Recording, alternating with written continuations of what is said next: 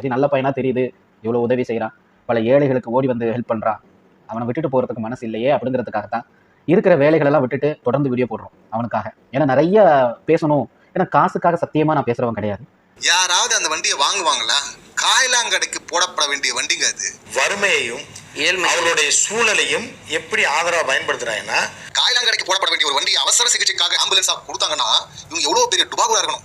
துப்புரவு தொழிலாளியா பணியாடுறாங்க, அவங்களுக்கு நீ டிக்கெட் கொடுத்து படம் பார்க்க வைக்கிறது தப்பு கிடையாது. ஆனா துப்புரவு பணியாளர் ட்ரெஸ்ஸோட தான் நீ வரணுன்றதுல தான் கொஞ்சம் கூட கூச்சமே இல்ல. எதுக்காக சொல்றேன்னா, நான் இவ்வளவு பேசுறது எல்லாமே பாலாவுக்காக மட்டும் இல்லை, பாலாவு மாதிரி வந்து சமுதாயத்துல உதவி செய்ய வரவங்களுக்கு இந்த சமூகம் கொடுக்குற அந்தஸ்து தான்.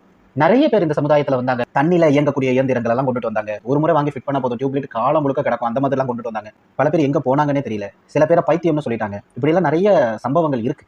எங்க பாலாவை அப்படி நம்ம தொலைச்சிடுவோமோ அப்படிங்கிற ஒரு வேதனை தான் எங்களை அதிக வீடியோ போட வைக்குது, தவிர சத்தியமா வேற ஒன்றும் கிடையாது. ஜூலை 1, 2023 2 மாசத்துல எக்ஸ்பைரி ஆக போற ஒரு வண்டி. இந்த சேனல்லையும் இந்த மாதிரி 10-20 பேர் வரவங்களுக்கு எல்லாம் பெருசா கொடுக்க மாட்டாங்க, அதிகபட்சம் 10, 15 இல்ல 25 கொடுப்பாங்க ஃபெமிலியரான.